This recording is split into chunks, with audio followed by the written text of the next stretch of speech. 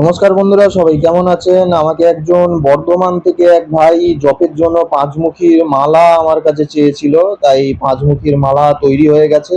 তাকে আমি পোস্টের মাধ্যমে তার বাড়ির ঠিকানায় আমি পাঠিয়ে দেবো। আর অনেকেই বলে থাকেন যে পাঁচমুখীর মালাই ছোট দানাগুলো সবই নাকি ইন্দোনেশিয়ান দানা হয়, নেপালি যেন দানা হয়ই না।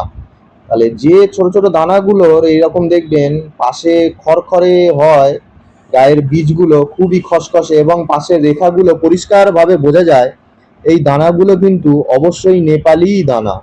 ঠিক আছে, আপনাদের দেখে বুঝে শুনে নিতে হবে, তাহলে কিন্তু আসল জিনিস আপনাদের চিনতে ভুল হবে না।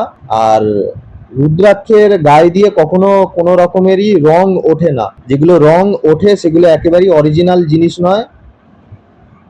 এরকম মালা আপনারা ধারণ করবেন না। আর অবশ্যই নেপালি দানাতেই আপনারা ধারণ করুন, এবং জব করার জন্য নেপালি দানাই সর্বশ্রেষ্ঠ, ধারণ করার জন্য নেপালি দানাই সর্বশ্রেষ্ঠ। যাই হোক বন্ধুরা, এই বলে আজকে ভিডিও শেষ করলাম। হর হর মহাদেব, জয় মা দক্ষিণাকালী।